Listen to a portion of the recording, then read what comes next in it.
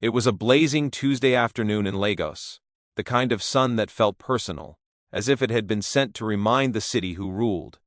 Inside the sprawling, marble-laden kitchen of the Okoro residence on Banana Island, the air conditioner struggled in a futile battle against the heat. Hidalgo, the new house help, worked quietly, her movements precise. She was young, maybe 21, with skin the color of polished mahogany and eyes that seemed far older than her years. Eyes that had seen grandeur and tragedy both. She held each plate as if it were a delicate jewel, and today, in truth, these were Queen Elizabeth Platinum Collection plates, imported from London. Mrs. Betty had bought them not to use, but to display, just in case a president or celebrity ever wandered into her dining room. Today, dust had settled, and Betty had ordered a full wash. "Careful," Hidalgo whispered to herself. "Just careful." The calm was shattered by the door slamming open. Mrs. Betty entered, her presence as loud as a thunderclap. She was a woman of immense size and even greater ego, shouting into her phone with the force of someone used to controlling every room she entered. "Amaka, are you mad? I said fuchsia pink. Do you even know what fuchsia is? Purple is not fuchsia." Hidalgo flinched. Her hands were wet with soapy water. She gripped a plate tighter, trying not to tremble. But fate was cruel. A slip. A crash. The plate hit the Italian marble floor and shattered into 1,000 sparkling pieces. Silence fell. Mrs. Betty slowly turned, her gaze locking onto Hidalgo as if she were a predator discovering prey. "Did you just break my plate?" Hidalgo's voice was soft but steady. "I'm sorry, madam. It was an accident." "The noise startled you?" Betty repeated, her rage now trembling in the air like static electricity. Hidalgo bent down to gather the shards. Each fragment glinted in the sunlight, like tiny stars fallen from the sky. She did not cry. She did not flinch. Her movements were calm, deliberate, royal. And then came the slap. It thundered across the kitchen. Most would have fallen. Most would have screamed. Most would have begged. Not Hidalgo. She turned her face back, eyes steady, calm, unbroken, as if nothing in this world could intimidate her. "You should not have done that," she said softly. "Not as a threat, but as truth." Betty screamed again. "Pack your bags. You're done here. I will make sure you regret this." Hidalgo did not argue. She simply placed the largest shard in the bin, straightened her back, and walked away. Every movement was elegant, every step deliberate. She did not move like a servant. She moved like a queen in exile. What Betty did not know, and could never guess, was that the girl she had slapped, made wash her floors, scrub her toilets, and massage her aching feet, was Princess Adawa, the first daughter of King Eze Onyama III, custodian of the diamonds of the Niger and one of West Africa's wealthiest monarchs. Hidalgo had left the palace months ago. She had left the silk robes, the jewels, the guards, the privileges of royalty. She wanted to understand life as it was, raw, chaotic, real. She had signed up under a false name at a domestic agency, learning to survive on her own merit, to understand humility, and to see the world without a crown on her head. And yet, here she was, in Betty Okoro's house, discovering that humility was easier than cruelty, that human pride could be far more terrifying than palace intrigues. Betty, with all her wealth and status, had no idea she was playing a game with someone who could walk circles around her in intelligence, composure, and courage.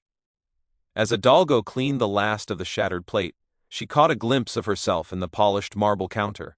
Her reflection stared back, calm, composed, and powerful. She allowed herself a small, private smile.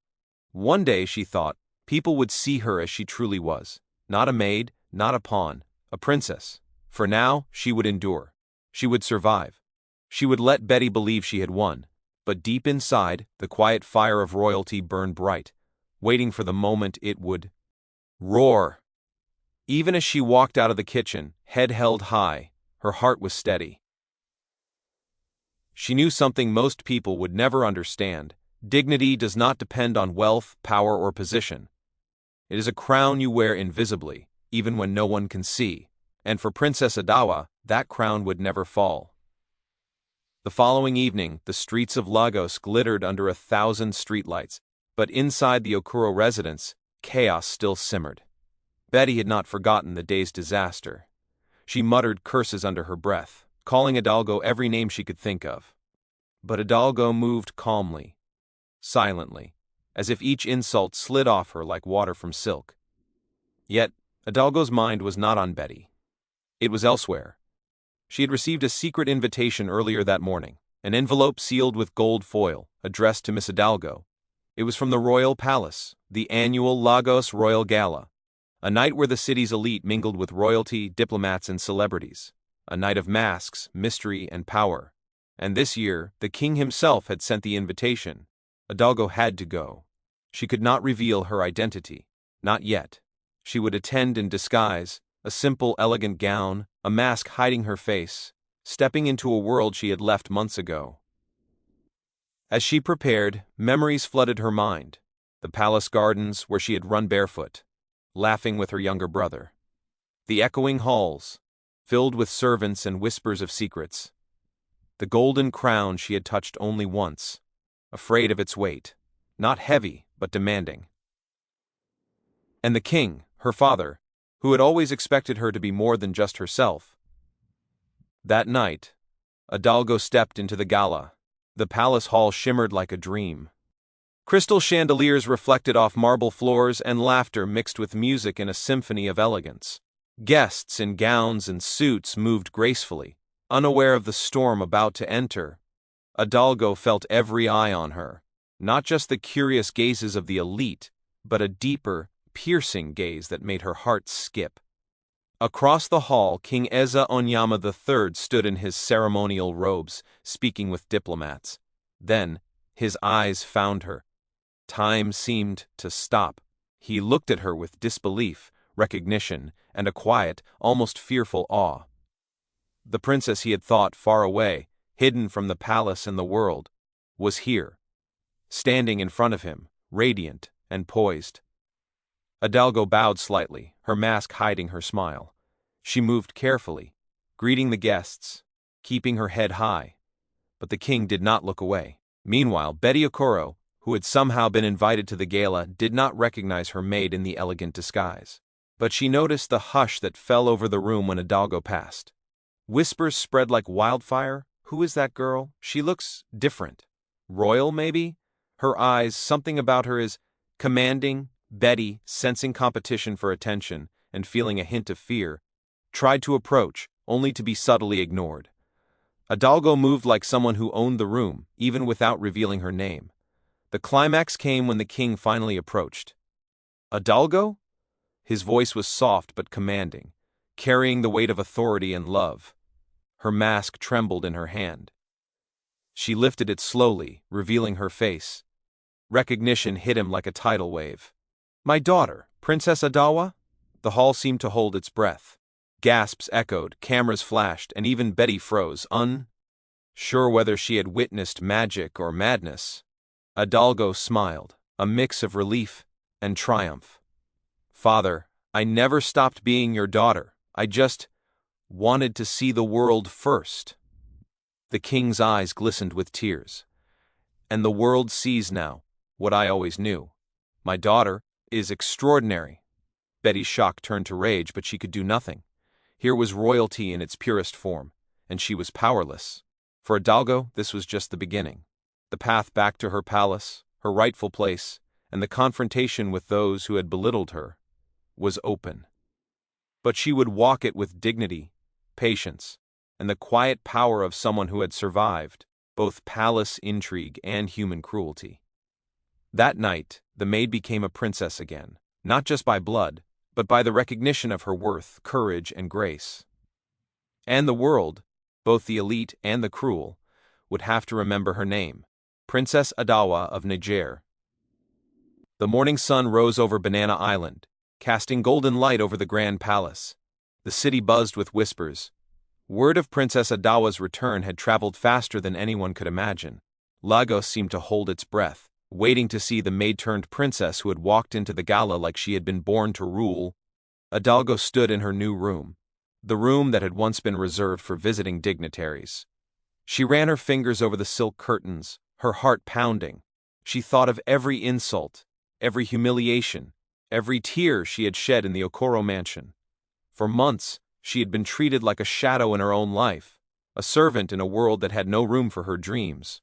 And now, the world would see her shine. She took a deep breath and walked to the balcony. The city sprawled below, a reminder of how far she had come. She whispered to herself, almost like a prayer, "This is my moment, not to punish, but to prove who I am." Meanwhile, back at the gala, Betty Okoro, once the woman who had looked down on her, watched the news in disbelief. Her hands trembled as she saw Adawa step onto the stage, crowned not by a king's decree, but by her own courage and poise. Rage burned in Betty's chest, but for the first time she felt powerless. Unable to stay away, Betty stormed into the palace later that morning. She barged into the hallway where Adawa was inspecting the grand chandelier, her face a mask of fury. "Who do you think you are?" Betty yelled, her voice echoing through the marble halls. "I've worked here longer than you've been alive. And now, you just walk in and take everything?" Adawa turned, her face calm, her eyes shining with quiet strength. "I am not taking anything," she said softly, but her voice carried the weight of authority. "I am claiming what I was always meant to have. And I am showing you something you never understood. Power is not earned through cruelty. It is earned through courage, integrity, and kindness." Betty froze, staring. She opened her mouth to argue, but no words came. She had been so sure that wealth and manipulation were the only keys to power. Now she realized the truth. Adawa had something far stronger than her arrogance, something she could never take away. Meanwhile, the king summoned Adawa to the throne room. His steps were slow, heavy with emotion, and when he saw his daughter, his eyes filled with tears. "My daughter," he said, voice quivering, "you have faced betrayal, hardship, and doubt. And yet, you return not with anger, but with dignity. Have shown more strength than many rulers I know. You are ready to take your place." Adawa bowed deeply. "Father, I only did what I had to honor the family and to honor myself. The world may try to define us by wealth or titles, but courage, honesty, and kindness define a true leader." The king smiled, proud beyond words. "Then rise, Princess Adawa. The palace is yours, but more importantly, you have earned the respect of everyone, and that is far greater than any crown." That evening, the palace held a grand celebration, not just for her return, but for the triumph of virtue over cruelty. The guests cheered, servants smiled, and even Betty, humiliated, could only step back and admire the princess she had once looked down upon. Adawa walked through the palace halls, now her home, her head held high. She thought of every struggle, every sacrifice, every tear, and she realized all of it had been worth it. Because the world would not remember her for the trials she had faced, but for the strength and grace she had shown in overcoming them. She finally reached the balcony, gazing over the city as the sunset painted the sky in shades of orange and purple. A soft breeze carried with it a sense of hope, a whisper of the life she had always deserved. She smiled, knowing her story was no longer about hardship. It was about triumph, about courage, and about never letting anyone dim your light. And in that moment, Princess Adawa understood the truth. True royalty lies not in wealth or status, but in courage, kindness, and integrity. Those who to bring you down will fall, but those who rise with grace will shine forever. The city of Lagos would tell this story for generations, the story of the maid who became a princess, and the young woman who refused to be broken.